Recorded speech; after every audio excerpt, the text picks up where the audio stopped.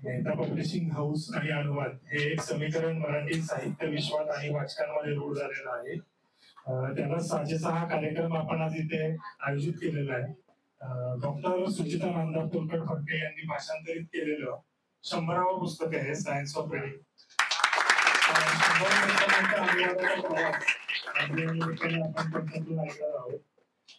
Doctor Sunil Kumar Lavate यांच्या वाचन या पुस्तकाचं हे भाषांतर आहे. वाचन या पुस्तकाच्याही मराठीमध्ये 3 आवृत्त्या झाल्या आहेत हे मला इथं अभिमानाने सांगावं असं वाटतंय. वाचन संस्कृती आहे की नाही यावर चर्चा होते, चर्विचर्वण होतात, पण त्याला उत्तर देणारा हा कार्यक्रम आहे असं मला इथे नमूद करावं असं वाटतं. तर 100 भाषांतरित पुस्तकं आणि हा अनुवादाचा प्रवास असाच निरंतर पुढे चालत राहूया मी शुभेच्छा देतो. आणि आता मी पुढे कार्यक्रमाच्या स्वागताकडे वळतो. डॉक्टर लवटे सर आज या पुस्तकाचे लेखक वाचनीय त्या पुस्तकाचं भाषांतर आज इथे आपण करत आहोत. लवटे सरांची मी थोडक्यात ओळख करून देतो. शालेय वयामध्ये वि स खांडेकर यांचा त्यांना सहवास लाभला. साने गुरुजी यांच्या साहित्याचा विशेष प्रभाव त्यांच्यावर आहे.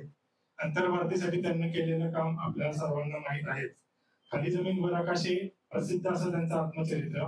समकालीन साहित्यिक, भारतीय साहित्यिक ही मेहता पब्लिशिंग हाऊसने प्रकाशित केलेली पुस्तकं आणि 75हून अधिक मराठी आणि हिंदीमध्ये ग्रंथ त्यांच्या नावावर आहे.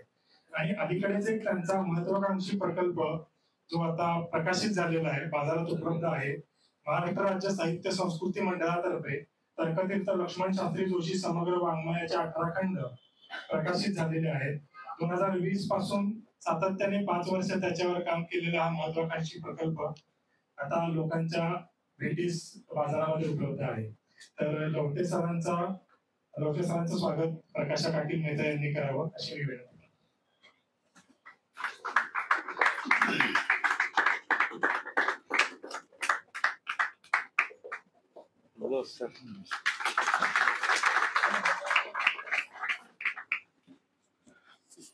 या कार्यक्रमाला दुसरे प्रमुख पाहुणे म्हणून आमच्या मेहता पब्लिशिंग हाऊसच्या परिवारातील एक लीना सोनी मॅडम आलेले आहेत. इथे आवर्जून नमूद करावं असं वाटतं, फक्त मेहता पब्लिशिंग हाऊस साठीच अनुवाद करणं ही त्यांची खासियत आहे.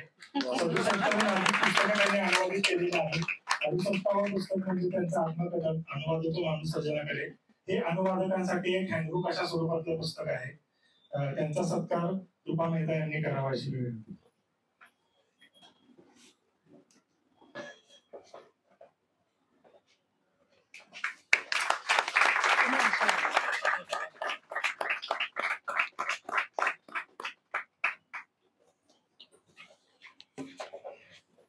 आपल्याला अजून एक प्रमुख पाहुणे लाभलेले आहेत, त्या म्हणजे मंजुषा आंबेडकर मॅडम.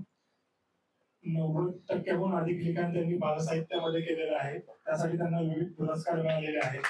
अनुवादामध्ये त्यांनी जास्त काम केलेलं आहे. 1994 पासून गेली 30-31 वर्ष त्या प्रोफेशनल रायटिंग आणि अनुवाद या क्षेत्रामध्ये कार्यरत आहेत. त्यांचं स्वागत रूपा मेहता यांनी करावं अशी विनंती. त्यांचा काउंट सांग. काउंट सांग. 168 पुस्तकं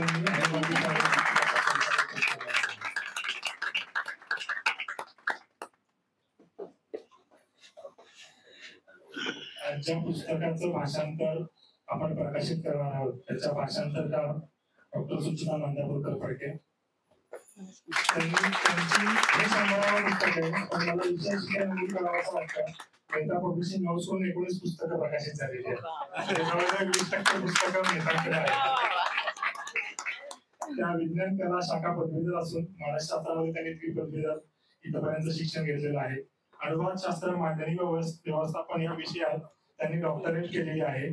आत्मचरित्र, पौराणिक, तत्वज्ञान, विधी, तांत्रिक, शैक्षणिक, पाककृती, वैद्यकीय अशा विविध विषयांवरील पुस्तकांचा त्यांनी मराठी व इंग्रजीत अनुवाद केलेला आहे. आणि आज त्यांचंही 100वे पुस्तक आपण इथे प्रकाशित करत आहोत. लीना सोनी मॅडम, मंजुषा आंबेडकर मॅडम आणि रूपा मेहता यांनी करावं अशी विनंती.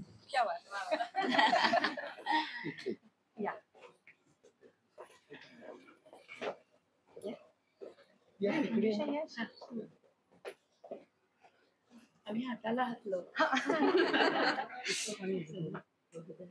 असं स्प्रे दिले.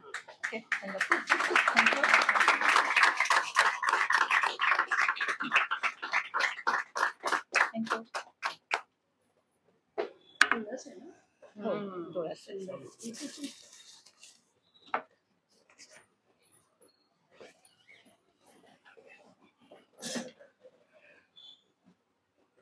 प्रकाशकीय मनोबल दृढ करण्यासाठी मी मेहता पब्लिशिंग हाऊसचे व्यवस्थापकीय संचालक अखिल होते.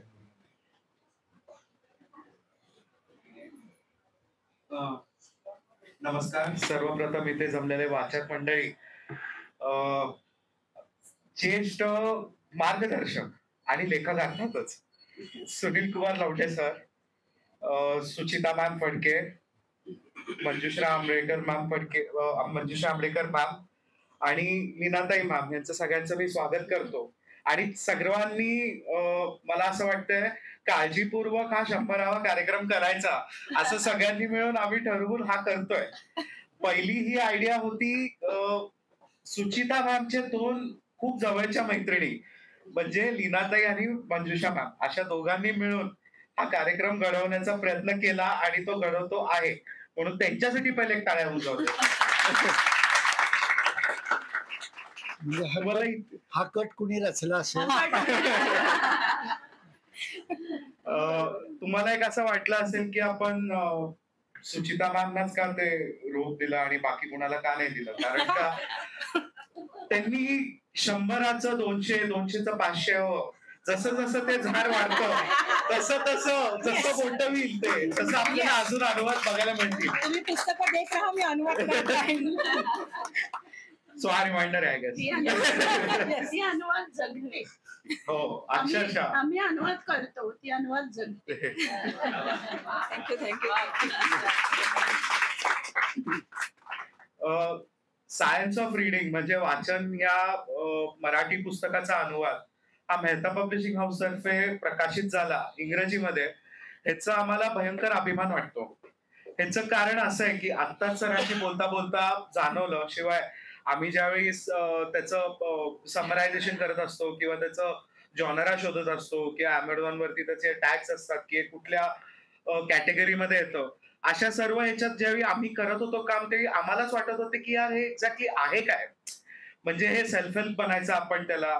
तर सरांनीच आता मला एनलाइटन केलं आणि हे अगदी खरं आहे की सायन्स ऑफ रीडिंग हाच जॉनर आहे आणि हे जगातलं पहिलं पुस्तक आहे.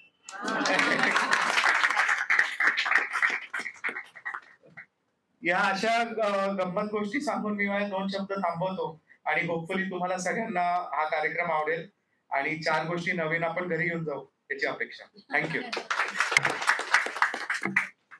धन्यवाद अखिल सर. मी आता मान्यवरांना विनंती करतो की पुस्तकाचं प्रकाशन करावं म्हणून. सगळ्यांनी 5 पुस्तकं आहेत. हो हो.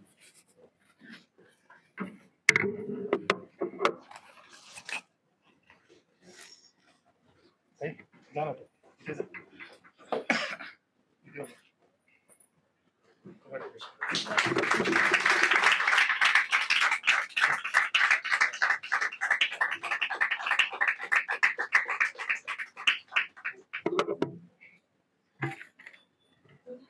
थँक्यू. अभिनंदन. दोघांचंही अभिनंदन. सर्व मान्यवरांचे आभार. खरं तर ह्या 100 पुस्तकांचा भाषांतराचा प्रवास जाणून घेण्यासाठी सगळे उत्सुक आहेत. तर मी पुढची सगळी सूत्र सुचिता फडके मॅडमकडे देतो.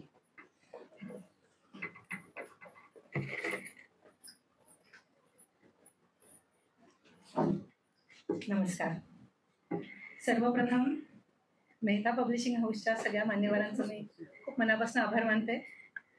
माझ्यासाठी म्हणून आलेल्या माझ्या सगळ्या नातेवाईकांचे, माझी आई पण आली आहे इथे. येस पुढे आई, पुढे येतेस का? आई ये ना पुढे, हे पुष्कर आईला घेऊन ये पुढे. माझ्यासाठी माझी आई माझ्या प्रत्येक कार्यक्रमाला उपस्थित असते, ही खूप मोठी गोष्ट आहे. आणि एवढंच नाही तर माझी अनुवादित 75% पुस्तकं माझ्या आईने पूर्ण वाचलेली आहेत. ती आता 90 वर्षांची आहे. अभिमानाने सांगू असं वाटतं की वाचन संस्कृती काय हरवली वगैरे नाहीये. माझ्या आईसारख्यांनी ती अजूनही जिवंत ठेवली आहे. हे थोडंसं विषयांतर झालं.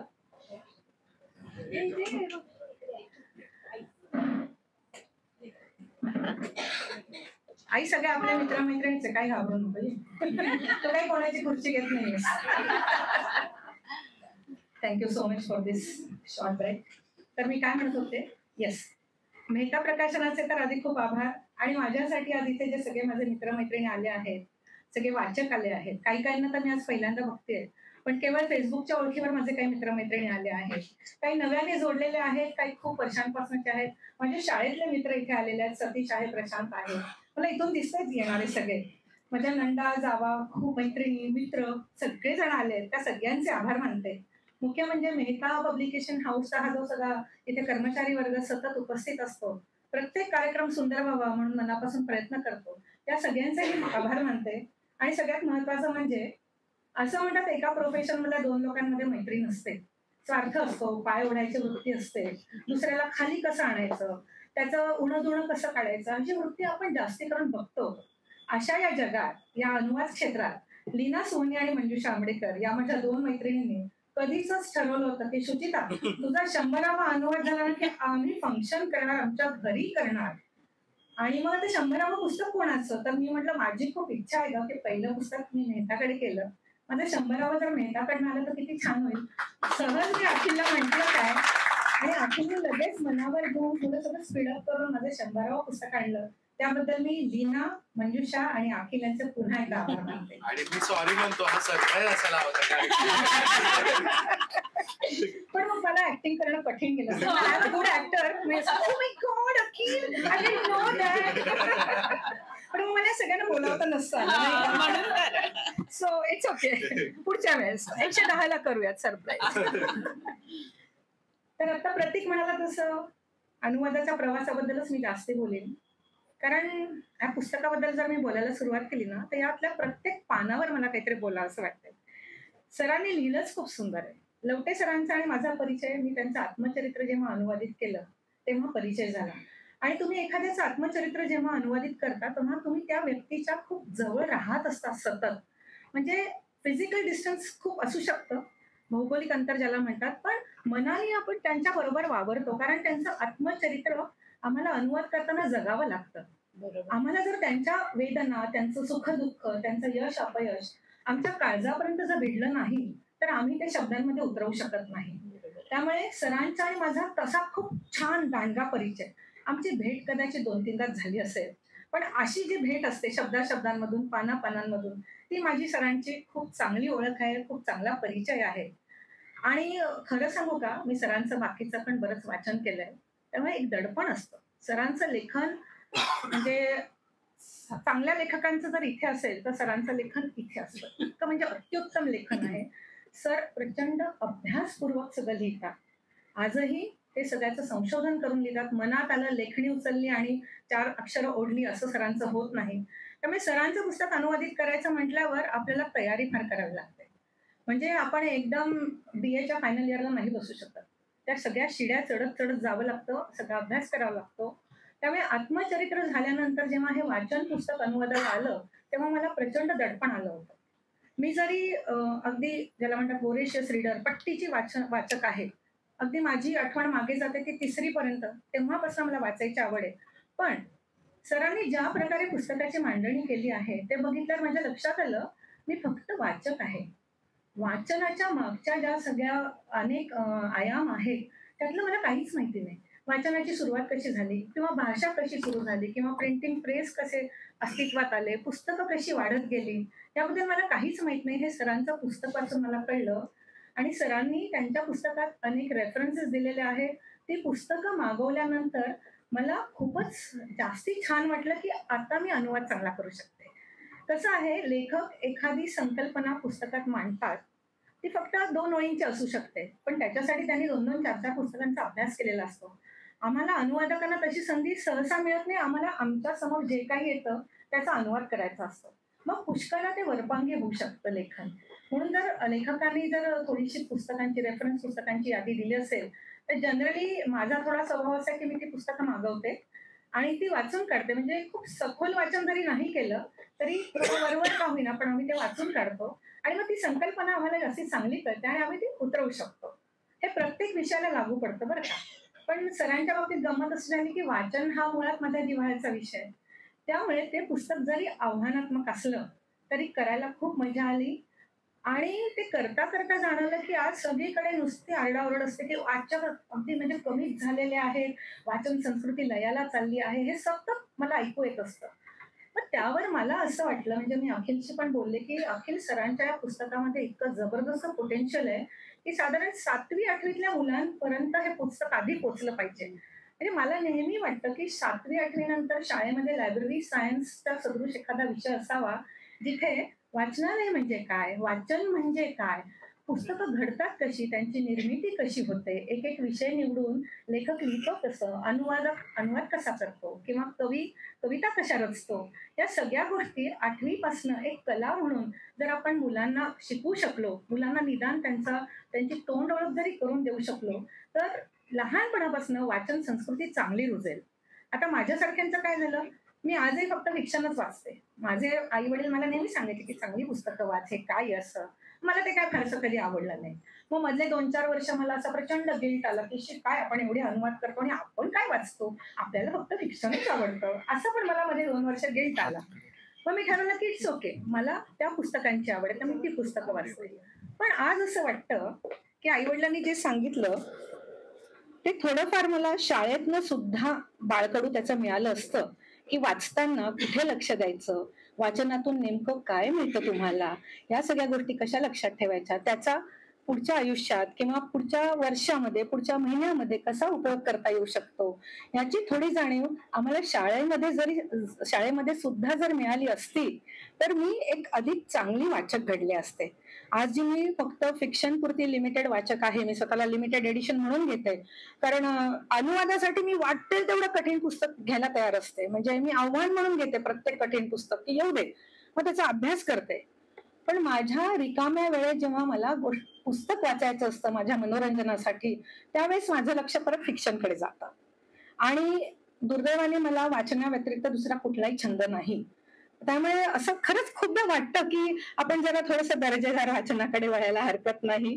तर त्या दृष्टिकोनातनं मी अखिलला म्हटलं होतं की अखिल, हे पुस्तक आपण सगळ्यांपर्यंत पोहोचूयात. आता सुद्धा मला असं वाटतं अखिल इतकं सुंदर काढलंय त्याने, ते पिवळा रंग आणि आकर्षक केलंय, त्याच्यावरती मुलं बसली आहेत सगळी, ती वाचतायत. तर हे पुस्तक ना शाळांपर्यंत पोहोचावं आणि वाचकांची चळवळ तुम्ही हवीच पुढे न्यावीत. मराठीमधलं तर पुस्तक आहेच छान. आणि दुसरी गोष्ट मला लवटे सरांचा मोठेपणा तुम्हाला सांगायचा आहे. पुस्तक अनुवादित करताना मला असं वाटत होतं की ते थोडंसं जड झालं आहे, कारण विषयच तसा आहे, त्याच्यात ती जी तांत्रिक माहिती आहे वगैरे. तर हे थोडंसं असं सौम्य केलं, किंवा काय म्हणायचं त्यांना, लहान मुलांना कळेल अशा भाषेत सुलभ पद्धतीने मांडणी केली तर काय हरकत आहे. तर लवटे सर म्हणाले, अगदी काहीच हरकत नाही मॅडम, घ्या हातात करायला. म्हणजे ही पण माझी सवय आहे की आ बैल मुझे मार. तर सुदैवाने आमच्याच परिवारातली एक मानसी फडके म्हणून आहे, ती पण सायकोलॉजिस्ट आहे, उत्तम लेखन करते. तर ती सरांच्या पुस्तकाचं सरलीकरण करण्याचं काम करते आहे. ती सुद्धा एवढी प्रभावित झालेली आहे. आज तिला यायचं होतं, ती निघाली पण होती, पण तिच्या मुलाला थोडंसं फूड पॉयझनिंग झाल्यामुळे ती येऊ नाही शकली. तर सरांची आणि तिची गाठ घालून द्यायची आणि हा मराठीत सुद्धा सुंदर प्रयोग पुढे न्यायचा अशी माझी खूप इच्छा आहे. तर दोन्ही पुस्तकं अशी सायमल्टेनियसली चालत गेली पाहिजे. तुम्ही म्हणाल मी बाई इंग्लिश शब्द फार वापरते, पण मी अनुवादक आहे त्यामुळे मला ते मान्य आहे. हा, मला त्याची परमिशन आहे की 2 भाषांमध्ये बोलायचं, नाही तर मी अनुवाद कशी करणार की नाही. तर प्रतीक म्हणाला तसं माझा अनुवादाचा प्रवास हा 100 पुस्तकांपर्यंतचा. माझे 120 अनुवाद झालेत, पण 20 अनुवाद असे कुठे कुठे लपलेले आहेत, ते प्रकाशित नाही झालेले आहेत. नाहीतर मग हा 100चा आकडा आधीच झाला असता. हरकत नाही, पुढे करूयात तो अनुवाद. तर हा म्हणाला की कसा असतो तुमचा अनुवादाचा प्रवास. तर एखादं पुस्तक हातात येतं, मला नेहमी वाटतं माझ्यासाठी माझं काम हे माझा ईश्वर आहे. त्यामुळे कितीही कठीण पुस्तकाला ते मी नाही म्हणत नाही. अपवाद फायनान्स आणि इकॉनॉमिक्स आणि लॉ, ते विषय मला झेपतच नाही, कारण माझं नेचरच रोमॅन्टिक आहे. त्यामुळे मला अशी छान पुस्तकं आवडतात करायला. तर ती पुस्तकं सोडून जी ही पुस्तकं माझ्याकडे येतात, प्रत्येक एक पुस्तक मी किमान आधी 4-4दा वाचून काढते. नुसतं वाचते. पहिल्यांदा भरभर वाचून काढते, दुसऱ्यांदा हळूहळू वाचते, तिसऱ्यांदा हातात पेन्सिल घेते आणि मला येत असलेल्या शब्दांचे सुद्धा अंडरलाईन करत मी अर्थ लिहित जाते की कदाचित हा अर्थ असेल का, की कदाचित हा नसेल. सगळ्यात कळीचा मुद्दा जिथे आम्ही अनुवादक अनेकदा गोत्यात येतो त्या असतात इंग्लिश मधल्या फ्रेजेस. त्या फ्रेजेस आल्या की तिथे आधी आपण आवर्जून अंडरलाईन करून ठेवावं, त्यांचा विचार करावा. गुगल बाबा आहेतच मदतीला, त्यांच्या मदतीने अर्थ शोधावे. हा 4था टप्पा असतो. आणि 5व्या टप्प्याला माझा अनुवाद सुरू होतो. पूर्वी जेव्हा मेहतांकडे मी पहिलं पुस्तक केलं तेव्हा मी हाताने अनुवाद लिहून काढत होते. मला एक पान करायला 50 मिनिटं लागायची त्यावेळेस. आणि मग एडिटिंग कठीण असायचं. असा इकडे गोळा काढायचा, तिकडे बाण काढायचा, तिथे चौकोन काढायचा, हे असे प्रकार चालायचे. मग त्याच्यानंतर गुगल टायपिंग आलंच. पण मी टायपिस्टकडे एकदा काम दिलं, माझं हाताने लिहिलेलं टाईप करायचं. मग त्याच्या पुढची टप्पा आम्हाला असं वाटलं की मी डिक्टेट करून बघू का पुस्तक. अशी भीती वाटत होती की आपल्याला जमणार नाही. पण माझे पप्पा जज होते आणि पप्पा त्यांच्या क्लार्कना शनिवार रविवारी सुद्धा माझे पप्पा काम करायचे. क्लार्कना घरी बोलून डिक्टेशन द्यायचे. हे कुठेतरी मनात नक्की होतं, 200% होतं. त्यामुळे मला हळूहळू डिक्टेशन जमू लागलं.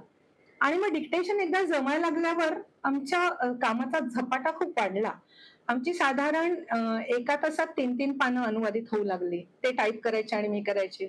मग आले आपले कोरोना काका, सगळ्यांचं काम ठप्प झालं. मग आता काय करायचं. पहिले 2-3 महिने मी माझे बरेच बॅकलॉग भरून काढले. पण ज्या माझ्याकडे टायपिंगला यायच्या त्यांचं काय. मग मी ऑडिओ करावा का असा विचार केला. खूप धडपड झाली, कारण ते पुस्तक जे पुस्तक त्यावेळेस सुरू होतं ते अतिशय कठीण होतं. खूप त्रास झाला. पण हळूहळू ऑडिओ पण जमत गेला. आणि आता जर सोपं पुस्तक असेल तर 6 ते 7 मिनिटात माझं एक पान अनुवादित होतं आणि ते माझ्या मुलींकडे जातं. आणि नारी शक्तीचा विजय असो. माझी मधुरा इथे आहेच. मधुराला माहिती आहे माझी राजधानी एक्सप्रेस सुटलेली असते ऑडिओ करताना. म्हणजे त्या मला कधी कधी म्हणतात की मी विचारते ना काही सूचना आहे का ग तुमची, मॅडम थोडस हळू सांगा. तर मी म्हणजे तेवढं सांगू नका, कारण मी कुठलंही पुस्तक करताना मी त्या कथानकात हरवलेली असते. मी त्या प्रदेशात असते. म्हणजे तो जर वाळवंट असेल तर मी वाळवंटात गेलेली असते. ती जर काश्मीरची भूमी असेल, जसं आता आपलं सुरू आहे, तर मला ते सगळं पहलगाम वगैरे दिसत असतं आणि मी त्या थंडीत असते. तर तुम्हाला शक्य होत नाही स्पीड कमी करणं अशा वेळेस, कारण जसं काही माझं मनोगत असतं ते अशा पद्धतीने तो अनुवाद पुढे चालत राहतो. म्हणजे कधी कधी दुरून ऐकणाऱ्याला वाटतं की हिच्या समोर मराठीच लिहिलेलं आहे, मग ही परत मराठीच काय ऑडिओ करते. तर माझ्या 1-2 मैत्रिणी आल्या होत्या, तर त्यांनी असं स्क्रीनवर बघितलं की तू तेच का वाचून पाठवते तुझ्या टायपिस्टना. आणि मग त्यांना दिसलं की नाही, स्क्रीनवरती इंग्लिश आहे आणि मी मराठी करते. तर मला खरोखर कल्पना नाही की माझ्याकडनं हा इतका प्रवाही अनुवाद कसा काय होतो. अशा वेळेस माझ्या मनात आवर्जून विचार येतो की माझे पप्पांचे काका नागो नांदापूरकर ज्येष्ठ साहित्यिक होते. त्यांचे भाचा त्यांचा म्हणजे नरहर कुरुंदकर माझे काका होते. माझी आत्या सेक्रेटेरिएटमध्ये अनुवादक होती. हे सगळ्यांचं संचित मला लाभलेलं आहे. आणि मी करत नसते, जेव्हा अनुवाद होतो तेव्हा तिथे मी नसते. का सांगू. जेव्हा या मुलींकडनं टाईप होऊन येतं आणि मी संपादनाला बसते, आपला अनुवाद आपल्याला संपादित करावाच लागतो, तेव्हा मी अनेकदा अचंबित होते की हे शब्द कधी लिहिले मी कधी उच्चारले. मला बाय गॉड सांगते, मला एक क्षणही आठवत नाही की मी हा अनुवाद केलेला आहे. आणि अशा वेळेस मला पुन्हा जाणीव होते की मी फक्त माध्यम आहे. मी कधीही विचार केला नव्हता की मी अनुवादक होणार आहे. माझा सगळा प्रवासच वेगळा होता. मी काय वेगळं शिकत होते. मेडिकल ट्रान्स्क्रिप्शन केलं, मी सायकोलॉजिस्ट झाले, मी HR मध्ये MBA केलं. म्हणजे अनुवादाच्या दिशेने येणारा माझा प्रवासच नव्हता कधी. मला आठवतं की माझा मुलगा 9वीत होता आणि तो मला म्हणाला होता की आई तू घरी थांबशील का माझ्यासाठी. आणि मी नोकरी सोडली होती. तेव्हा संजय देशपांडे सरांकडे मी अनुवाद करू लागले ते एज्युकेशनल सिरीज साठी. आणि मेहता प्रकाशनाची जाहिरात आली होती, प्रूफ रीडर हवेत. तर मी आपल्याला जरा चुका दिसतात ना लोकांच्या हात पटकन, आपल्या सवयच आहे दुसऱ्यांच्या चुका फार दिसतात आपल्याला. तर मी सुनील सर होते त्यावेळेस, तर मी इथे आले होते. सुनील सरांशी बोलले. नंतर त्यांनी मला त्यांच्या स्टाफशी बोलायला सांगितलं. तर त्यांच्या स्टाफमध्ये जी व्यक्ती माझ्याशी बोलली ती म्हणाली की मॅडम तुमचं इंग्लिश खूप चांगलं दिसतंय, तुम्ही एडिटिंग कराल का. म्हणजे मी कधी केलं नाहीये ग. तर ते म्हणजे तुमच्यात ते पोटेन्शियल आहे, माझ्या लक्षात आलंय, तुम्ही प्रूफिंग मध्ये नका रमू. आणि त्यांनी मला एडिटिंग दिलं. पुढची 2-3 वर्ष अखिल मी तुमच्याकडे फक्त एडिटिंग करत राहिले.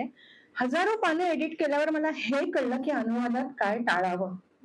मी माझ्या सगळ्या मित्रमैत्रिणींना वारंवार सांगत असते तुम्ही अनुवाद करण्याच्या आधी संपादन शिका. काय करू नये हे तुमच्या लक्षात आलं की तुमचा अनुवाद खूप सुंदर होईल. आज मी या स्थानावर आहे ना, तर याचं बरंचसं श्रेय मुळात ज्यांची मी मुलगी त्या माझ्या आई वडिलांचं आहेच, ज्यांनी मला सक्षम केलं, सुशिक्षित केलं त्यांचं आहेच. पण त्या व्यतिरिक्त माझे संपादक आणि माझे मुद्रित शोधक ज्यांना आपण प्रूफ रीडर म्हणतो त्यांचं श्रेय खूप मोठं आहे. कारण मला केवळ अनुवाद करून थांबायचं नव्हतं. मी संपादकांना म्हणायचे तुम्ही संपादन काय करे दाखवा ना, माझं कुठे चुकतंय.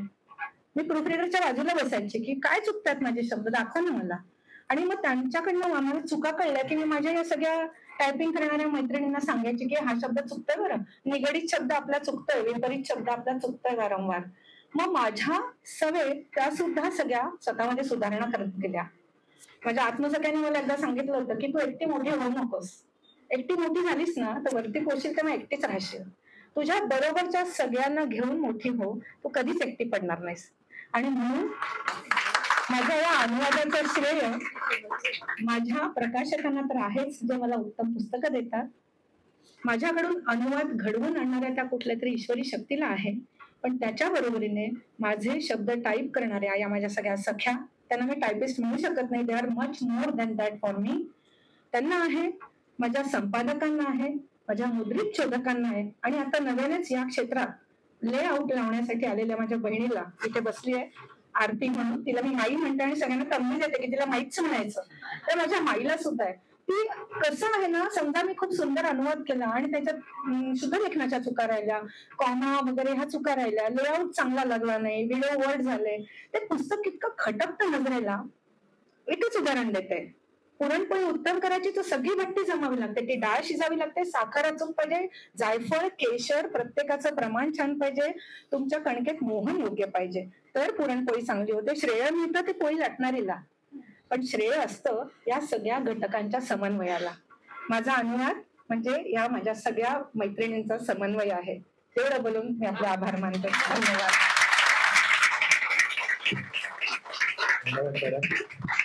100 पुस्तकांच्या अनुवादाचा प्रवास प्रवाहीपणाने आपल्या समोर फडके मॅडमनी मांडला. आता सुचिता फडके यांच्या सखी म्हणूयात आपण, मैत्रीण मंजुषा आंबेडकर मॅडम त्यांना शुभेच्छा देते. त्यांना विनंती. नमस्कार.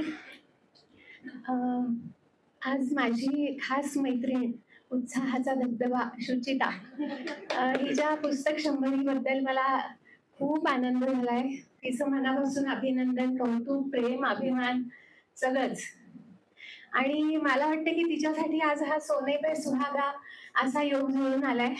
मेहता पब्लिशिंग सारखे प्रकाशक, मूळ लेखक लवटे सर प्रत्यक्ष, आणि अनुवादाचं चालतं बोलतं प्रतीक लीनाताई, एवढे सगळे आहेत आणि एवढे प्रेक्षक, तर काय ह्याच्यापेक्षा अजून पाहिजे. मी तिला खूप खूप शुभेच्छा देते आणि अखिल आणि त्याच्या फॅमिलीचं आणि स्टाफचं पण कौतुक करते. थँक्यू.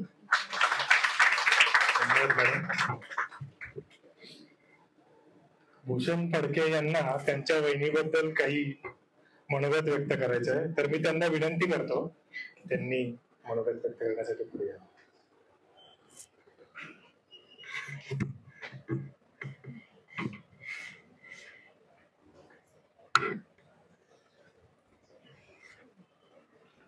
नमस्कार.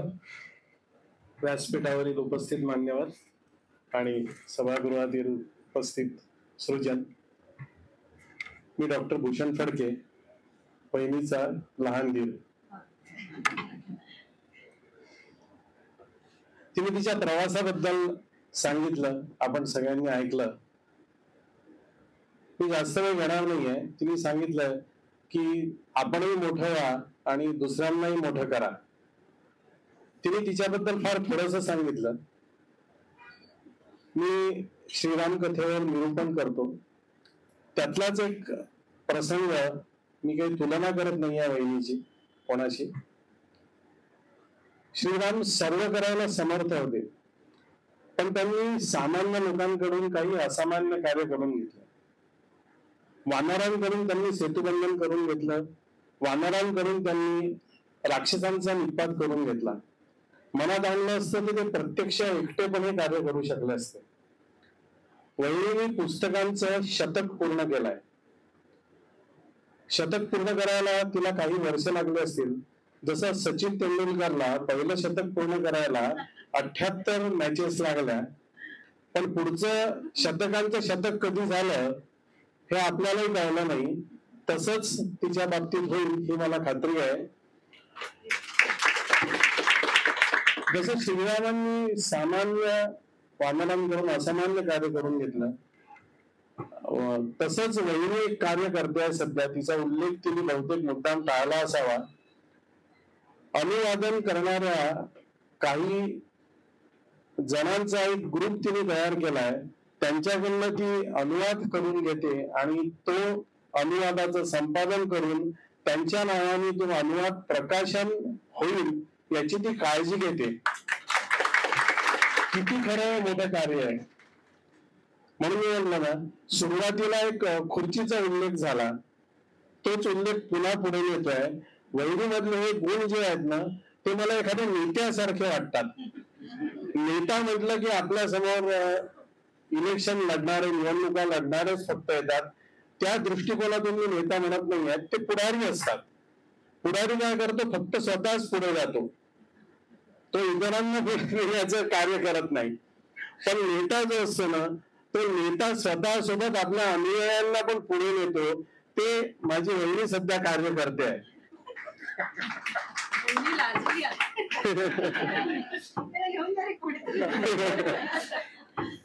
हे कार्य तिच्याकडनं असंच पूर्ण हो. शतकांचं शतक लवकरात लवकर आपल्याला पूर्ण हो तिच्याकडून. आणि आपण पुढचा जो समारंभ आहे तो याच्यापेक्षाही मोठा ग्रँड करू. मी शुभेच्छा देतो आणि थांबतो. निश्चितच तुम्ही आज मला ऐकायला आलेले नाही आहेत, बाकीचे पण वक्ते अजून बोलायचे आहेत, त्याबद्दल थांबतो. शुभेच्छा देतो. मेहता प्रकाशनाचे आभार मानतो की त्यांनी हा कार्यक्रम इथे घडवून आणला. धन्यवाद. वहिनी म्हणून घरात सुचिता फडके कशा आहेत याचं एक चित्रण त्यांनी आपल्या समोर केलं. आता या सायन्स ऑफ रीडिंग या पुस्तकाचं विवेचन करण्यासाठी मी लीना सोनी मॅडमला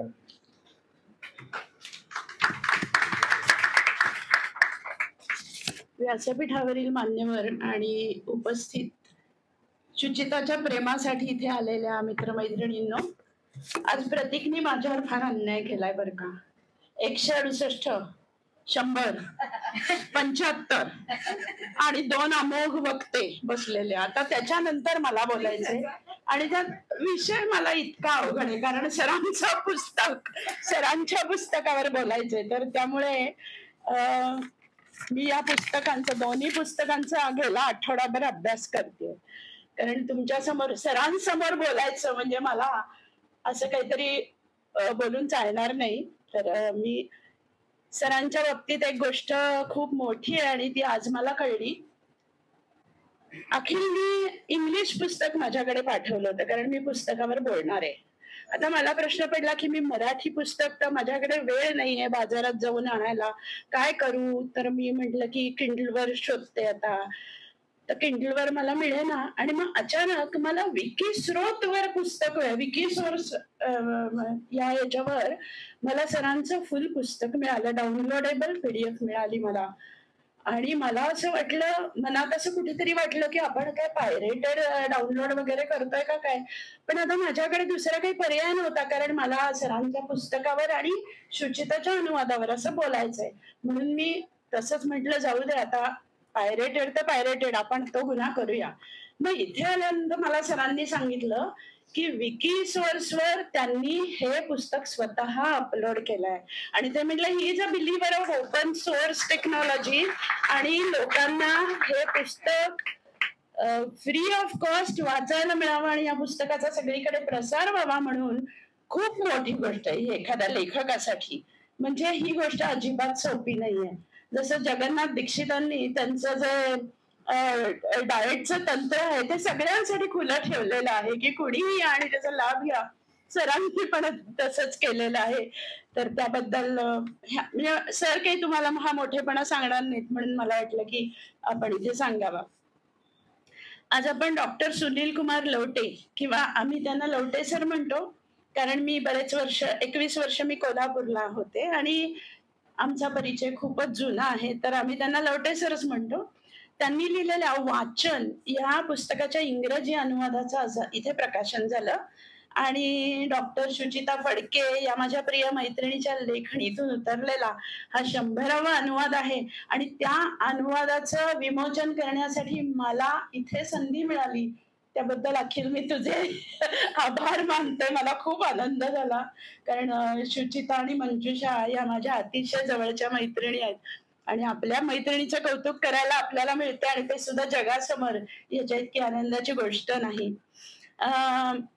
लवटे सरांबद्दल 2 गोष्टी मला इथे सांगायचे. ते म्हणजे 2012 साली माझ्या स्वतःच्या 25व्या अनुवादाचं प्रकाशन होतं आणि त्याला चीफ गेस्ट म्हणून लवटे सर मुद्दाम कोल्हापूरहून आले होते आणि त्यावेळी सरांनी इतकं सुंदर भाषण केलं होतं आणि त्यांनी माझ्या सर्व 25 पुस्तकांचा परामर्श त्यांच्या भाषणात घेतला होता. मग त्यांनी ती सगळी पुस्तकं वाचून त्याच्यावर ते बोलले होते. तर माझा जीवच दडपला होता ते बघून. आणि मी म्हटलं की आता मला सरांच्या पुस्तकावर बोलायचे तर मी काय बोलू शकणार याच्यावर. दुसरी गोष्ट म्हणजे आता 2 महिन्यापूर्वी फेब्रुवारी महिन्यामध्ये सरांमुळे एका फार मोठ्या व्यक्तीची आणि माझी ओळख झाली. ती म्हणजे डॉक्टर कैलाश सत्यार्थी. तर त्यांच्या एका पुस्तकाचा मी अनुवाद केलाय आणि माझी त्यांना भेटायची तीव्र इच्छा होती आणि तो योग केवळ लवटे सरांमुळे आला. त्यामुळे परत एकदा मी ह्या 2 गोष्टींसाठी मी तुम्हाला कधीच विसरू शकणार नाही. आज मी सरांच्या वाचन या पुस्तकाविषयी आणि त्याचबरोबर त्याच्या अनुवादाविषयी बोलणार आहे. आता मला असं वाटतं की आजचा हा जो प्रकाशन सोहळा आहे तो केवळ एका इंग्रजी अनुवादाचं प्रकाशन यापुरता मर्यादित नाही, तर ही एक वैचारिक चळवळ आहे. एका विचारप्रवण पुस्तकाच्या प्रवासातला हा एक महत्वाचा टप्पा आहे.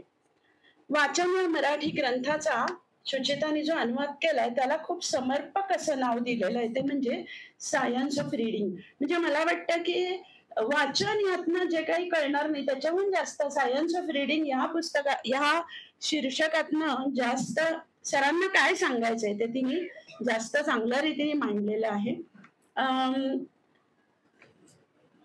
त्याबद्दल पुन्हा एकदा शुचिता तुझे आभार. हे इतकं सुंदर टायटल तू कॉइन केलंस त्याच्याबद्दल. आणि तुझ्या या प्रयत्नामुळे सरांच्या लेखनाला तू जगभरातल्या इंग्रजी वाचकांपर्यंत आज नेऊन पोहोचवलेला आहेस. आणि मला हे माहितीये की मेहता प्रकाशनाची सगळी पुस्तकं जगभर जातात, कारण मी स्वतः अमेरिकेच्या लायब्ररीमध्ये आमची पुस्तकं बघितलेली आहेत. अनेक अनुवादकांची पुस्तकं अमेरिकेतल्या लायब्ररीमध्ये आहेत. त्यामुळे आता सरांचं पुस्तक पण अमेरिकेमध्ये जाणार आहे आणि इतर जगभरात जाणार आहे. ते म्हणजे शुचिता तुझं आणि सरांचं जगभरात जाऊन पोहोचणार आहे. ही शुचिता अत्यंत बुद्धिमान आणि संवेदनशील अनुवादक आहे आणि ती मनाने खूप निर्मळ आहे. हे मी गेल्या आमच्या 7-8-10 वर्षाचा जो काही आमचा सहवास आहे त्याच्यातनं सांगू शकते. मी तिचे पण आता इथे आभार मानते की तू आम्हा वाचकांसाठी, जगभरातल्या वाचकांसाठी हा अनुवाद इंग्लिशमध्ये केलास. मी लहानपणापासून शुचिता म्हटली तशी पुस्तक वेडी आहे. अर्थातच सगळेच अनुवादक आधी पुस्तक वेडे असतात म्हणूनच ते अनुवादक होतात. शाळेच्या लायब्ररीमध्ये मिळेल ते पुस्तक वाचायचं किंवा रात्री अगदी दिवे गेले तरी आईने कंदील लावला तरी किंवा फुलाची पुडी असली तर ती उघडून सुद्धा वाचायची. वर्तमानपत्राचं संपादक याचं कात्रण ठेवायचं. एकटी असताना एखादी कविता मनात घोळवून मनातल्या मनात त्याच्यात चर्चा करायची. हे सगळं माझ्या त्या छोट्याशा विश्वाचं केंद्र होतं. पण सरांचं पुस्तक वाचल्यावर माझ्या असं लक्षात आलं की वाचन या शास्त्रामागे किती खोल विचार आहे आणि वाचनाचं एक वेगळंच स्वरूप माझ्या डोळ्यासमोर आलं जे भावनिक पण आहे आणि बौद्धिक पण आहे. हे पुस्तक म्हणजे वाचनाच्या प्रवृत्तीचा, प्रक्रियेचा आणि परिणामांचा सखोल वेध आहे.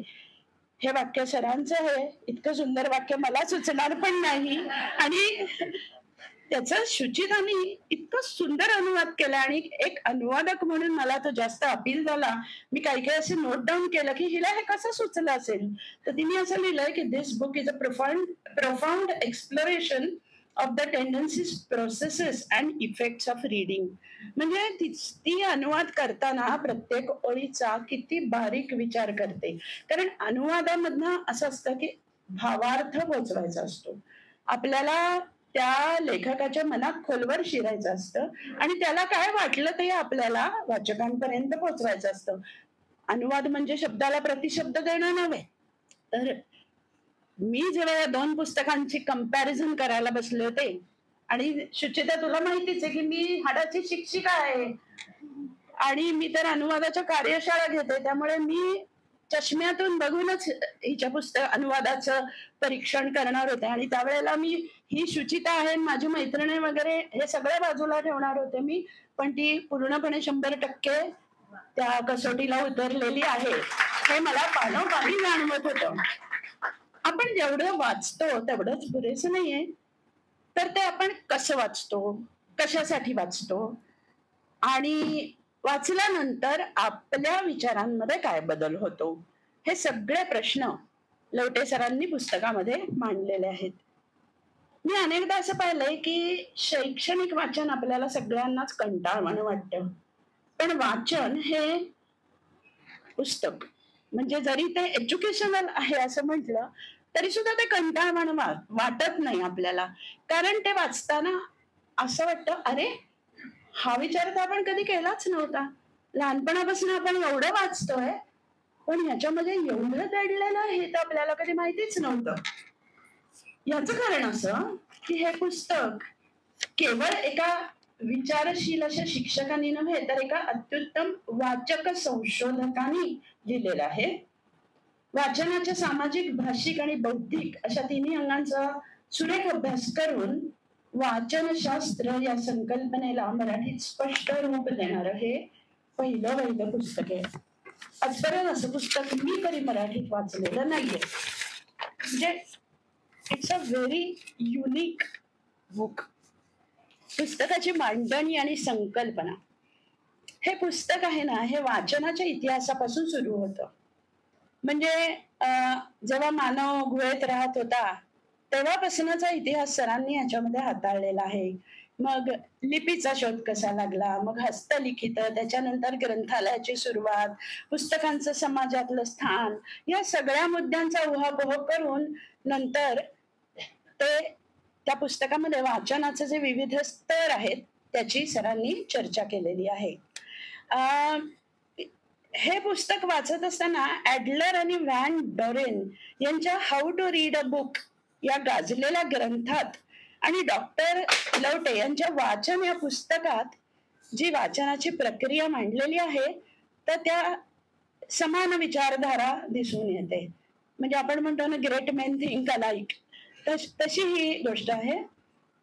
हे पुस्तक वाचताना आपण वाचक नुसताच विचार करत नाही तर आपण त्या विचारांची रचना समजून घेतो. वाचकांनी डोळ्यांनी वाचलेला मजकूर नुसता समजून घेतला म्हणजे झालं, म्हणजे वाचन. इतका वाचनाचा मर्यादित अर्थ नसतो, तर त्या मजकुरातून लेखकांनी मांडलेल्या विचारांवर चिंतन होणं गरजेचं असतं. कसं माहितीये का, कुठलाही लेखक जो असतो तर तो त्याच्या मनातल्या सगळ्या गोष्टी पूर्ण उघड करत नाही. There are many things which you have to read in between the lines. मग तुम्ही जेव्हा खूप पॅशनेटली वाचता, पॉइग्नंटली वाचता एखादी गोष्ट, तेव्हाच तुम्हाला या ओळींमधला विचार कळतो. म्हणजे खरं सांगायचं ना तर कुठलंही पुस्तक, मग मी फक्त पल्प लिटरेचर म्हणत नाहीये, पल्प लिटरेचर सोडून द्या. पल्प लिटरेचर आपण असं रेल्वेने बसल्यावर 1 तासाभराचा प्रवास आहे तेवढ्यात वाचतो, किंवा कॉफी टेबल बुक्स असतात की जी तुम्ही बघता, थोडा 2 पानं वाचता, सोडून देता. तर सगळी पुस्तकं तशी नसतात. तर त्यामुळे आपण जेव्हा एखादं विचार प्रवर्तक पुस्तक हातात घेतो किंवा एखादं डीप किंवा खूप मोठ्या गाजलेल्या लेखकाचं पुस्तक आपण हातात घेतो, तर तेव्हा हा विचार आपल्याला करायला पाहिजे की आता आपण हे पुस्तक हातात घेतलं म्हटल्यानंतर जीव ओतून ते वाचलं पाहिजे. कारण लेखकांनी सुद्धा ते जीव ओतूनच लिहिलेलं असतं, म्हणून आपण सुद्धा ते जीव ओतूनच वाचलं पाहिजे. आता तरच असं म्हणता येईल की लेखकामध्ये आणि वाचकामध्ये एक प्रकारचा वैचारिक संवाद होतो. आणि मग कधीतरी आपल्यालाही वाटतं ना की लेखकांना पत्र लिहावी. ते का वाटतं? कारण आपला त्यांच्याशी असा वैचारिक संवाद झालेला असतो. आता लवटे सरांनी वाचनाचे 4 टप्पे सांगितले, ते आपण बघूया. त्यांनी वाचनाची जी कृती आहे ती 4 पातळ्यांमध्ये विभागलेली आहे. पहिलं म्हणजे प्रायमरी रिडिंग म्हणजे अक्षर ओळख, त्याच्यापासून सुरुवात. दुसरं आहे इन्स्पेक्शनल रिडिंग म्हणजे लवकरात लवकर एखाद्या पुस्तकाची मूळ संरचना किंवा कथानक समजावून घेणं. मग अनालिटिकल रिडिंग, खोलात जाऊन विचारपूर्वक मुद्देसूद वाचन करणं. आणि चौथं आहे सिंटॉपिकल बरोबर वाचलं ना मी, सिंटॉपिकल रिडिंग, अनेक ग्रंथ एकत्र वाचून त्यात मांडलेल्या विचारांची तुलना करणं. तर आता हा विभाग वाचताना मी 2दा-3दा वाचला आणि माझ्या असं लक्षात आलं की आतापर्यंत मी जे काही वाचत आलं, आता माझ्या वयाला किती वर्ष झालेत मी सांगत नाही पण म्हणजे एवढी वर्ष मी वाचते आणि मी अजूनपर्यंत इन्स्पेक्शनल आणि अनालिटिकल पातळीतच अडकलेली आहे असं माझ्या लक्षात आलं. मेजॉरिटी पीपल म्हणजे तुमच्यातले सुद्धा असतील, मला वाटतं सर एकटेच बहुतेक अपवाद असतील याला. तर या पुस्तकामुळे आपण जे काही वाचत आहोत त्याच्याकडे समीक्षक नजरेने बघण्याची ॲबिलिटी आपल्यात आली पाहिजे, ही जाणीव मला या पुस्तकाने दिली. आता उदाहरणार्थ एखाद्या लेखकाने जर काही उदाहरणं दिली असली तर मग आता मी त्याचा विचार करीन की बाबा लेखकाने नेमकी हीच का उदाहरणं निवडली, याचा कुठला संदर्भ असेल. म्हणजे मी आता बिहाइंड हिज वर्ड जाऊन मी बघीन, ते नुसतं वाचून सोडून देणार नाही मी. ते फक्त लेखक काय म्हणतोय हे मी आता बघणार नाही, तर तो का म्हणतोय तसं, तो कुठल्या पार्श्वभूमीमधनं हे बोलतोय याचा पण आता मी इथून पुढे विचार करीन. आणि हा बदल म्हणजे अनालिटिकल रिडिंग कडून सिंटॉपिकल रिडिंग कडे नेणारा हा माझ्यात झाला. तुम्ही सुद्धा हे पुस्तक जेव्हा घ्याल तेव्हा तुमच्यामध्ये पण हा बदल घडवून येईल हे मला कळलं आणि वाचनासोबत माझ्या विचारांची क्षितिज रुंदावली. आता थोडस इंग्रजी अनुवादाकडे आपण वळूया. सायन्स ऑफ रिडिंग या इंग्रजी अनुवादात मूळ लेखकांनी मांडलेल्या संकल्पना खूपच नेमक्या, स्पष्ट आणि आशय संपन्न अशा पद्धतीने मांडण्यात आलेल्या आहेत. आणि मला शुचिताचं जास्त कौतुक याच्यासाठी वाटतं की हे सरांचं पुस्तक अनुवाद करायला अजिबात सोपं नाहीये. हे खूप अवघड पुस्तक आहे, समजायला खूप अवघड आहे. म्हणजे त्यात मांडलेले विचार आहेत ना, हे आपल्याला परिचित विचार नाहीत, खूप वेगळे आणि नवीन विचार आहेत. तर हे स्वतः आत्मसात करून मग ते उत्तम प्रवाही इंग्लिशमध्ये आणणं ही अजिबात सोपी गोष्ट नाहीये. तर त्यामुळे शुचिता तुझं पुन्हा एकदा किती वेळा कौतुक करू तुझं. उदाहरणार्थ आता उदाहरण देते मी तुम्हाला. मूळ मराठीमध्ये वाचन ही केवळ कृती नाही, ती एक संस्कृती आहे असं सरांनी एक अर्थगर्भ असं विधान केलेलं आहे. तर हिने काय लिहिलंय त्याच्यात जे मला खूपच भावलं, reading is not merely an act, it's a cultural orientation.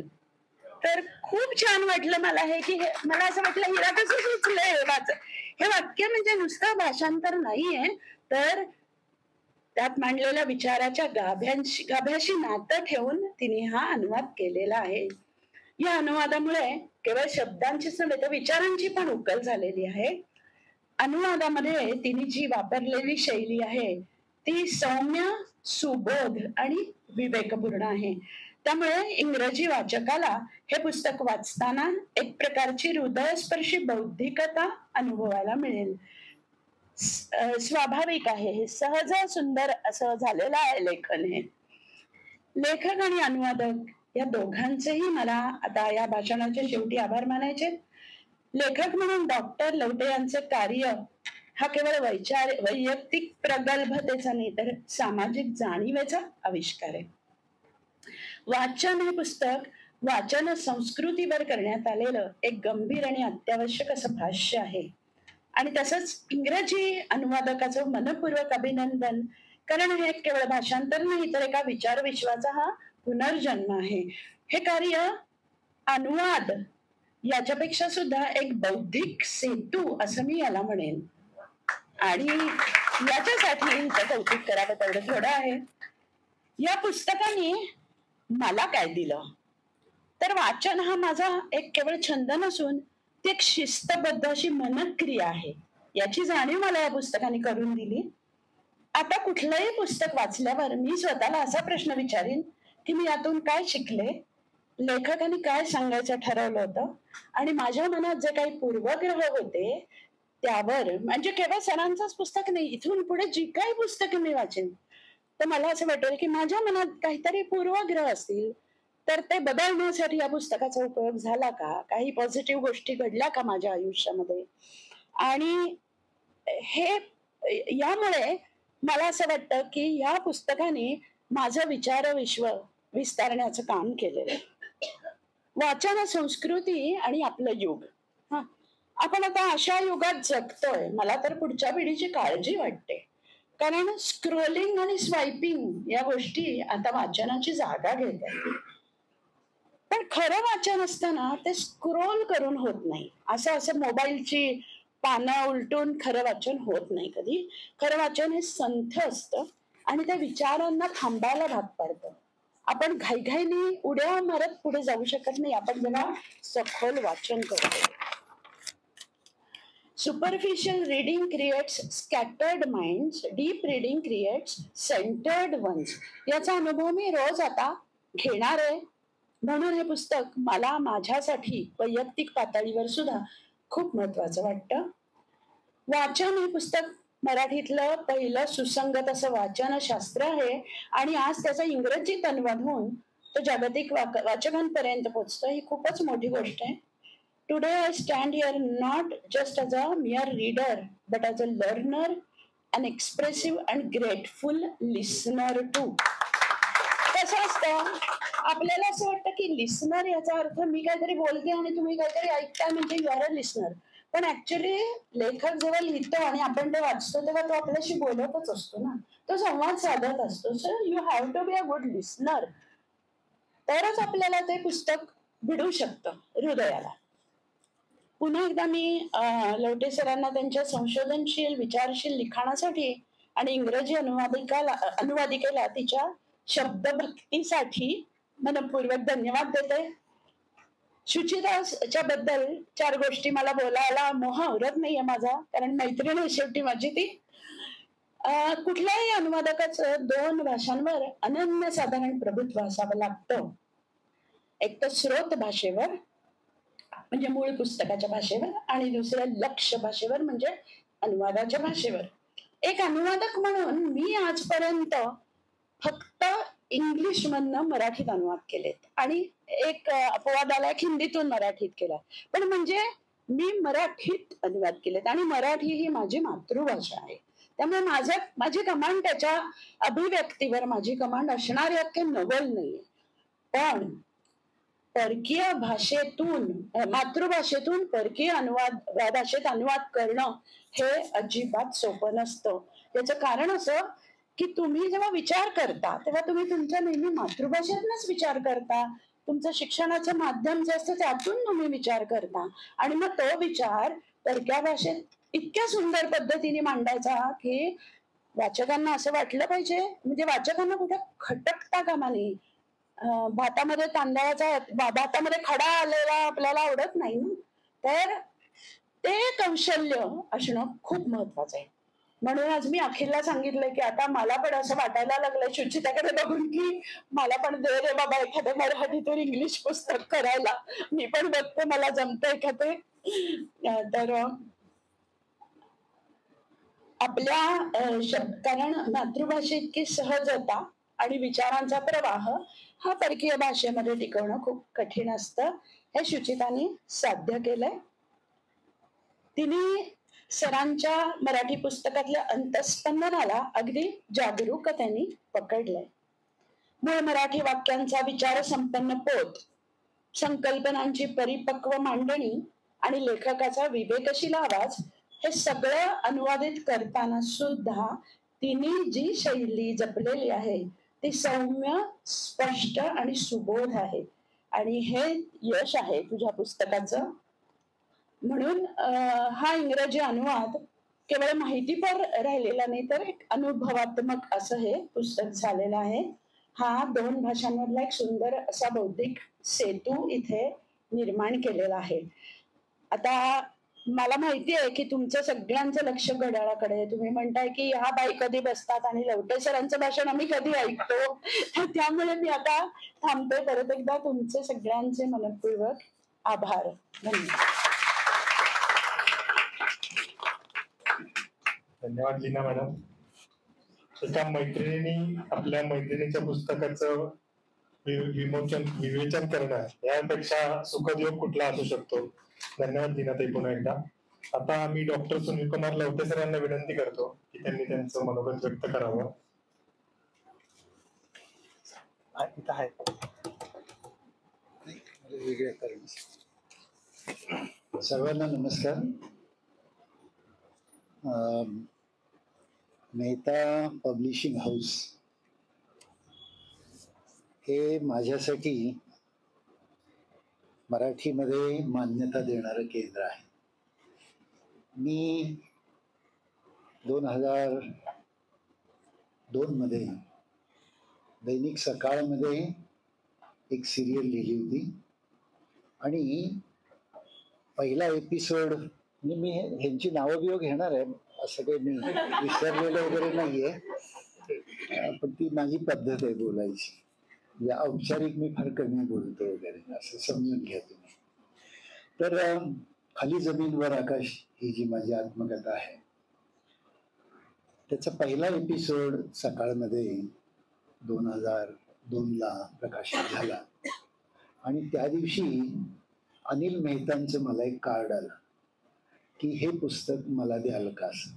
अहो म्हटलं मी लिहिलेलंच नाही तर देऊ कुठे. म्हणजे एकच एपिसोड मी लिहिलेला होता.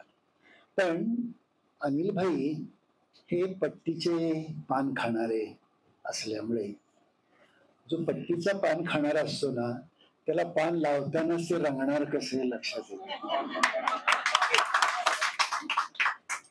आणि ते म्हणले की जेव्हा पूर्ण होईल तेव्हा द्याल का. मी म्हणलं तेव्हा बघू. मी काय कमिटमेंट त्यांची केली नाही पण त्यांच्या चिकाटीने त्यांनी ते मिळवलं. या निमित्ताने मला त्यांची आठवण येते आणि तुम्हाला सांगायला हरकत नाही की हे पुस्तक जेव्हा मी मराठीत लिहिलं तेव्हा मी ते अनिल भाईंना समर्पित केलेलं आहे. याचं कारण असं की पुस्तक विक्रेते प्रकाशक भरपूर असतात पण पुस्तकावर विक्रेत्याचं प्रेम किती असतं. म्हणजे मी एक छोटी घटना तुम्हाला सांगेन की अनिल भाईंचं एक अगदी छोटं दुकान आहे कोल्हापूरला. जगातलं सगळ्यात छोटं पुस्तकाचं दुकान ते असावं अशी माझी धारणा आहे. पण कोणताही वाचक काउंटरच्या पलीकडे आला आणि त्यानं पुस्तक मागितलं आणि त्याला जर ह्यांनी दिलं नाही तर ह्यांना झोप लागत नाही. म्हणजे एखादा पुस्तक प्रेमी माणूस किती पॅशनेट असतो पुस्तकाबद्दल याची प्रेरणा खरं म्हणजे हे पुस्तक आहे अशी माझी धारणा आहे. नंतर मग सुनील भाईंनी त्याच्यावर भूत चढवला आणि ते पुस्तक बाजारात आलं.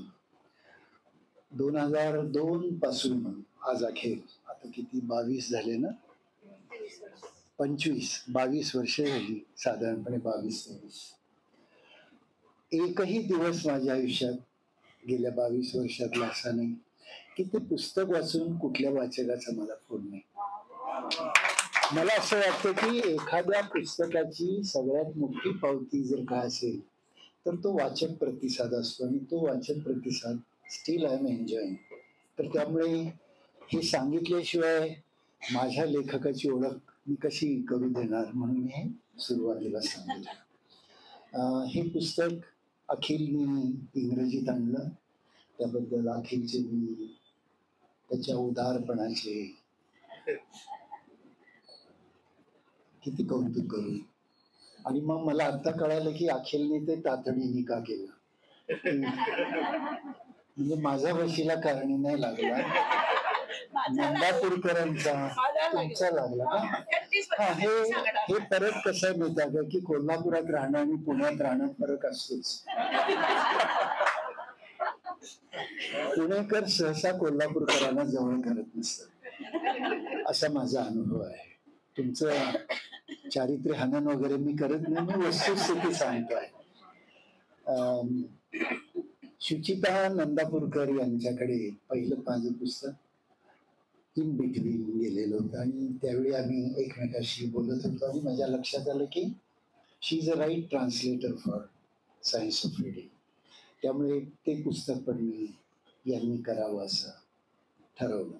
ॲक्च्युली हे वाचन पुस्तक माझ्या एका मित्रांनी वाचून उत्स्फूर्तपणे त्याचं इंग्रजी भाषांतर केलेलं होतं आणि दोन्ही भाषांतर मी सुनीलकडे पाठवलेली. आता सांगायला हरकत नाही, काही रहस्य असतातच जीवनामध्ये. नाही म्हणजे सगळी रहस्य काय आपण सांगत नाही, हळूहळू सांगत असतो. लग्न परमनंट झालं की मग काही गोष्टी सांगायच्या वगैरे. तसा तो भाग आहे. तर ही 2 पुस्तकं जी आहेत ती मी सुनीलकडे दिली आणि त्याला असं सांगितलं होतं की तू ठरव.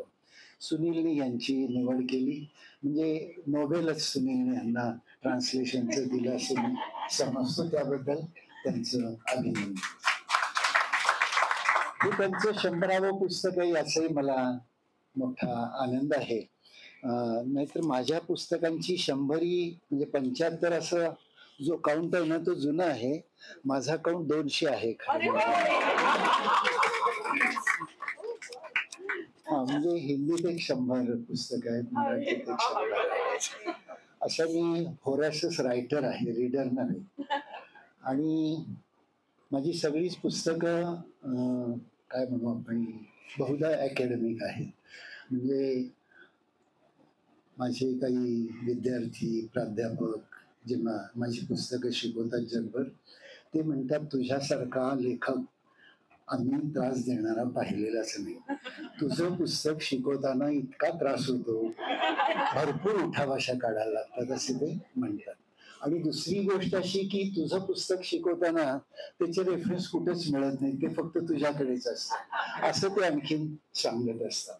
तर हे पुस्तक मी किती वर्ष लिहित होतो असं जर मला विचाराल तुम्ही तर वयाच्या 3ऱ्या वर्षापासून मी हे लिहितो आहे. म्हणजे जेव्हा बालवाडीच्या शिक्षिकेने मला पहिलं अक्षर शिकवलं तेव्हापासूनचा प्रवास या पुस्तकामध्ये आहे अशी माझी धारणा आहे. वाचन ही प्रक्रिया मित्रांनो दीर्घजीवी प्रक्रिया आहे. म्हणजे असं नसतं की तुम्हाला वाचायला आलं की तुम्ही वाचक झालात. वाचायला आलं की तुम्ही प्राथमिक वाचक झालात. आणि प्रगल्भ वाचक प्रोफाऊंड रीडर केव्हा होता त्याची काही अजून परी ठरलेली नाहीये. म्हणजे eight world has not decided profound reader criteria.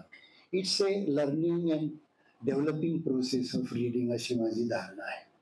हे पुस्तक तसं लिहून बरेच वर्ष खरं म्हणजे माझ्याकडे पडून होतं. आणि एक विद्यार्थिनी आली आणि ती म्हणली की सर मी प्रकाशिका होणार आहे आणि मला तुमचं एखादं युनिक पुस्तक द्याल का. म्हटलं एक नोट्स असं काढलेलं एक बाळ माझ्याकडे बरेच दिवस पडून आहे, ते तू प्रकाशित करते का बघ. ते प्रकाशित केलं तर तुला पहिल्या पेटाला म्हणजे पहिल्या वेळेला, हा पेटा शब्द कोल्हापूरचा आहे, म्हणजे पहिल्या वेळेला तुला तोटाच येण्याची शक्यता आहे. तू रिस्क घेणार असशील तर हे पुस्तक घेऊन जा. तिने वाचलं वगैरे, ती चांगली वाचक होती. ती म्हणली सर मीच करणार हे पुस्तक आणि तोटा आला तरी करणार. कारण या पुस्तकाने मला एका रात्रीत इतकं समृद्ध केलं की मी जर हे पुस्तक प्रकाशित केलं नाही तर प्रकाशक म्हणून माझा गुन्हा ठरेल. आणि तुम्हाला सांगायला हरकत नाही की हे पुस्तक प्रकाशित केलेल्या दिवशीच त्याच्या पहिल्या 1000 प्रती खपलेल्या होत्या.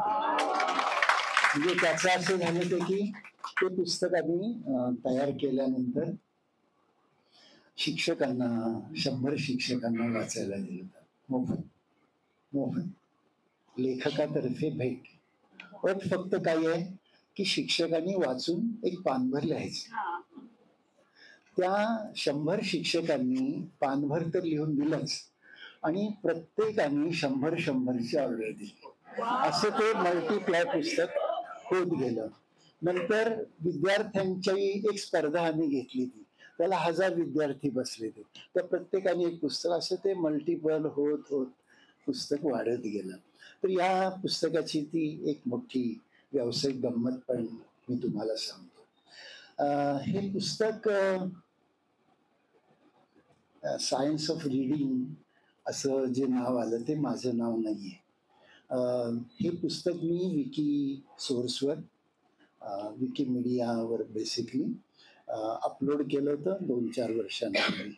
आणि जेव्हा तुम्ही विकी सोर्सवर किंवा विकिमीडियावर अशी पुस्तकं अपलोड करता तेव्हा ते ॲटो क्वेश्चन्स तुम्हाला विचारतात की पहिला प्रश्न असतो पुस्तक अपलोड केल्यावर, जेनर ऑफ दी बुक, या पुस्तकाचा प्रकार कोणता असं विचारतं. ते ॲटो आन्सर असतं. मग मी लिहिलं की सायन्स ऑफ रीडिंग. त्यांना ॲटो आन्सर काय दिलं, first of its kind in the world. हे माझं उत्तर नाहीये, ते गुगलचं उत्तर आहे. त्यामुळे मला त्या दिवशी जेव्हा विकीचे मराठी डायरेक्टर हे काम करत होते ते तर असे उठलेच असं ते उत्तर ऐकल्यानंतर, आणि त्यांनी त्याची बातमी केली. त्या दिवशी लोकसत्तेमध्ये फार मोठी बातमी या टायटलची आलेली होती. तर या पुस्तकाने असं मला भरपूर दिलेलं आहे वेगवेगळ्या अर्थांनी. आणि आता सांगायला हरकत नाही की हे माझं अत्यंत वाह्यात आणि प्राथमिक पुस्तक आहे. म्हणजे याच्यानंतर 2018 नंतर मी रीडिंगवर असंच बाळ काहीतरी ठेवलेलं आहे. ते अजून कुणाला द्यायचं वगैरे ठरवलेलं नाही. ते असाच कोणता तरी नवा प्रकाशक जन्माला येईल त्याला ते मिळेल असं माझी धारणा आहे. तू काही स्वतंत्र फॉर्म वगैरे काढणार गमतीने. हा, तर मी हे कशासाठी सांगतो, तर या पुस्तकाच्या मोठ्या गमती आहेत वाचक म्हणून वगैरे. मला स्वतःला वाचनाची फार आवड आहे. या दुकानात जितकी पुस्तकं नसतील तितकी पुस्तकं माझ्या घरी आहेत आणि ती सगळी वाचलेली आहेत. म्हणजे आता माझ्या मुलांनी माझ्यासाठी एक घर बांधलंय, त्याचा फर्स्ट फ्लोअर लायब्ररीचाच आहे आणि साधारणपणे 20,000 पुस्तकं भरती अशी लायब्ररी मुलांनी मला भेट दिलेली आहे. लवकरच त्या लायब्ररीत मी जाईल. त्या लायब्ररीचं आणखीन एक वैशिष्ट्य असं आहे की तिथे मी एकटाच राहणार आहे. म्हणजे बायको दुसऱ्या खोलीत असेल आणि मी एका खोलीत असेल असं ठरलेलं आहे की वाचनामध्ये कोणताही व्यत्यय कधीही येऊ नये. त्याचं कारण असं की मी असा सनकी वाचक आहे की 24 तास वाचतो आणि कधी 24 तास झोपतो. पण रेग्युलरली इरेग्युलर माणूस तुम्हाला शोधायचा असेल तर मी आहे. माणसाने असं जगलं पाहिजे अशी माझी धारणा आहे. लेखन, वाचन, विचार ही जी प्रक्रिया असते मित्रांनो, ती अत्यंत असंगत व नियमित आणि लहरी असते आणि त्यामुळेच मी काहीतरी करू शकलो अशी माझी धारणा आहे. तुम्ही माझ्यासारखे लहरी व्हा, माझ्यासारखे वेडे व्हा, तर या जगामध्ये काहीतरी चांगलं घडेल अशी माझी धारणा आहे. हे पुस्तक वाचनाचं छान छान गमती तुम्हाला सांगतो. मी मुद्दाम ते घेऊन आलो अशासाठी की पहिल्यांदा माणूस पुस्तक वाचायला लागला ना, तो कसा वाचायचा माहितीये का, पुस्तकाची अशी गुंडाळी असायची आणि ती गुंडाळी तो एका बाजूला गुंडाळायचा आणि एका बाजूला सोडायचा. असं पुस्तक माणसाने पहिल्यांदा तयार केलं. एक लांब कागद, तो इकडून गुंडाळायचा आणि वाचलं की इकडे गुंडाळत जायचं. असा माणूस 2 हातांनी पुस्तक धरून वाचायचा. अशा अनेक गमती हे पुस्तक तुम्हाला सांगतं आणि ह्याचा मी भरपूर म्हणजे अनेक वर्ष असा संशोधन करत होतो की कसं पुस्तक जन्माला आलं. म्हणजे तुम्हाला सांगायला हरकत नाही की पुस्तकांची जी ग्रंथालय असतात ना जगामध्ये, अलेक्झांड्रिया नावाचं एक मोठं ग्रंथालय जगातलं होतं. त्या राजांनी जगभरातून पुस्तक आणून अलेक्झांड्रिया ग्रंथालय जगातलं मोठं एस्टॅब्लिश केलं होतं आणि एका युद्धामध्ये ते जळून गेलं, सगळं खाक झालं. पण अलेक्झांड्रिया ग्रंथालयाने, इजिप्तने काय केलं माहित आहे का, त्या युद्धानंतर त्याची एक काय म्हणतो रजिस्ट्री त्यांनी दुसरीकडे मेंटेन केलेली होती गव्हर्नमेंटने आणि त्या रजिस्ट्रीच्या आधारे परत ती सगळी पुस्तकं जगातून त्यांनी मिळवली आणि अलेक्झांड्रिया रिएस्टॅब्लिश. म्हणजे आपल्याला जे पुस्तकांचं वैभव मिळतं ना, आपण पुस्तक सहज वाचतो, म्हणजे पैसे देतो आणि वाचतो. ती पुस्तकाची अत्यंत प्राथमिक किंमत आहे. म्हणजे सगळ्यात काय स्वस्त आहे जगात असं जर तुम्ही मला विचाराल तर जगामध्ये पुस्तक सगळ्यात स्वस्त आहे. पुस्तकाची खरी किंमत कुणालाच करता आलेली नाही आणि कुणी केलेली नाही अशी माझी धारणा आहे. म्हणजे मी अखिलला सांगेन की त्यांना एका पुस्तकाची किंमत असं ठरवून 20,000 करावी आणि पुस्तक बाजारात आणावं. ती टेस्ट आहे रीडरची. म्हणजे मी तुम्हाला असं सांगेन की मी कोल्हापूरच्या करवीर नगर वाचन मंदिर म्हणून 150-65 वर्षांचं ग्रंथालय आहे. त्याचा मी काही वर्षांच्या पूर्वी अध्यक्ष झालो आणि माझ्या असं लक्षात आलं परिगणन करताना, रिकाउंटिंग करताना की कितीतरी छान छान पुस्तकं आहेत आणि कुणीच त्याला हात लावलेला नाही. तर मी पहिल्यांदा असं ठरवलं की त्या प्रदर्शनाचं नाव अस्पृश्य पुस्तकांचे प्रदर्शन. तर ते आमचे मित्र म्हणले की ह्या जरा शब्द बरा नाही बरं का, म्हणजे आहे योग्य पण आणखीन काय करता येईल चांगला शब्द. म्हटलं अस्पर्शित पुस्तकांचे प्रदर्शन असं करू आणि आम्ही ते अस्पर्शित पुस्तकं आमच्या ग्रंथालयातली मांडली आणि तुम्हाला सांगायला हरकत नाही की ती सगळी मग वाचकांनी नेली आणि वाचायला लागली. असं तुमच्या घरामध्ये मला माहित नाही की तुम्ही कशी माणसं आहात. म्हणजे तुमच्याकडे साड्या जास्त आहेत का पुस्तकं जास्त आहेत? तुमच्याकडे चपला जास्त आहेत की पुस्तकं जास्त आहेत? तुमच्याकडे खेळणी जास्त आहेत की पुस्तकं जास्त आहेत? तुमच्याकडे भांडी जास्त आहेत की पुस्तकं जास्त आहेत? ह्याच्यावर तुमचं माणूस पण ठरतं.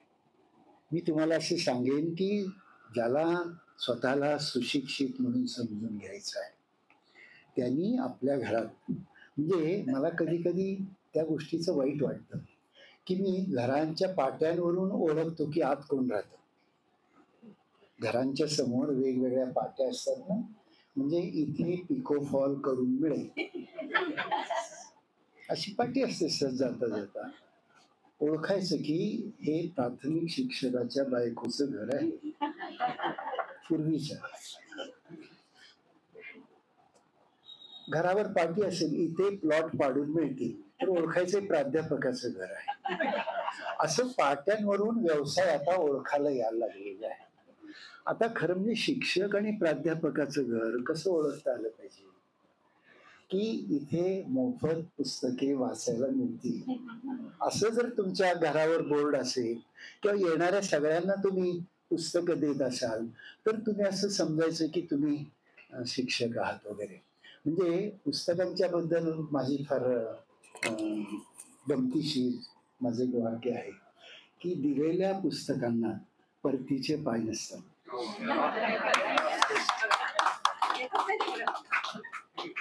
दिलेल्या पुस्तकांना परतीचे पाय नसतात. आणि मी उदारपणे देतो आणि माझ्या असं लक्षात येतं की मी जितक्या उदारपणे पुस्तकं देतो तितक्याच उदारपणे माझ्याकडे येतात. माझा पोस्टमन आहे सध्या माझ्या लाईनचा, माझ्याकडे पुस्तक घेणारा.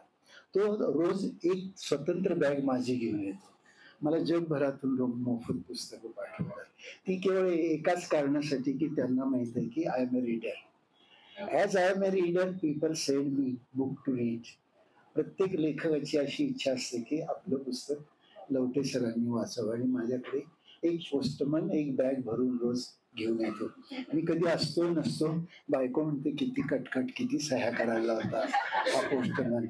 तर ती पोस्टमनला म्हणते की यांचा शिक्का नाही का चालत. ते म्हणजे पोस्टाने अजून नियम केलेले नाही, त्यामुळे तुम्ही सह्याच केल्या पाहिजे. असं वाचन तुम्हाला इतकं समृद्ध करत जातं मित्रांनो. मी तुम्हाला असं सांगेन की वाचत राहा. आणि वाचनाची सगळ्यात मोठी गोष्ट जर कोणती असेल, तुम्ही या क्षणी जे असता ते पुढच्या क्षणी नसतं. कारण या क्षणात जे वाचलेलं असतं ते तुम्हाला बदलतं. असं कायाकल्प करणारी प्रचंड शक्ती वाचनामध्ये असते. आणि वाचन काही वाचा तुम्ही, मी तुम्हाला सांगतो. असं काही सभ्य असभ्य वाचत असत नाही. मी जास्तीत जास्त असभ्य वाचतो आणि त्यामुळे सभ्य आणि प्रगल्भ होतो अशी माझी धारणा आहे. कारण हा नाही, म्हणजे तुम्ही ज्याला असभ्य म्हणताना ते असभ्य नसतंच. बेसिकली ते तुमच्या जगात कधीच येत नाही. म्हणजे परवा मी मंटोवर एक लेख लिहिलेला होता गेल्याच रविवारी. मला वाटतं तुमच्यापैकी किती वाचक आहेत मला माहित नाही. लोकसत्ता वाचणारे कोण आहे चुकून यात? कोण आहे का चुकून? हात वर करा. वाचला नसेल ना लेख तुम्ही तो? हा, हे वाचक. वाचनाची ही व्यवस्था आहे आपल्याकडे की आपण वाचतो म्हणजे काय वाचतो नक्की? तर आपण काय वाचतो ते सत्यनारायणच्या पूजेसारखीच आपण पोथी वाचत असतो. त्या वाचनाचा आणि हृदयाचा काही संबंध असत नाही. Mechanically we are reading. Reading is a heart touch process. मी तुम्हाला सांगतो की मी मगाशी अखिलला सांगत होतो वॉल्ट व्हिटमनचं वाक्य, who touches the book touches the heart. तुम्ही कोणत्याही पुस्तकाला स्पर्श करा आणि तुमचं हृदय असं रोमांचित झालं पाहिजे. प्रेयसीला बघितल्यानंतर जसं होतं तसं. प्रत्येक पुस्तकात एक प्रेयसी दडलेली असते, प्रियकर दडलेला असतो. तो तुम्हाला काहीतरी सांगू इच्छितो, तो मनातलं काहीतरी गुपित सांगू इच्छितो. असं पुस्तकांच्या मध्ये प्रचंड भरलेलं असतं. तर म्हणतो असं सांगायचं की मी लिहितो तेव्हा लिहिताना मला सभ्य असभ्य काही असत नाही. मला वाटतं ते मी लिहितो. ते जगाला असभ्य वाटतं. ज्यांना ते असभ्य वाटतं ते असभ्य असतात म्हणून त्यांना असभ्य वाटतं. ज्यांना सभ्य वाटतं ते सभ्य असतात. असं लेखकाच्या बाजूने एक जगाचं वर्गीकरण आहे. तसं वाचक म्हणून माझं वर्गीकरण असं आहे की फार कमी लोक खरं वाचतात.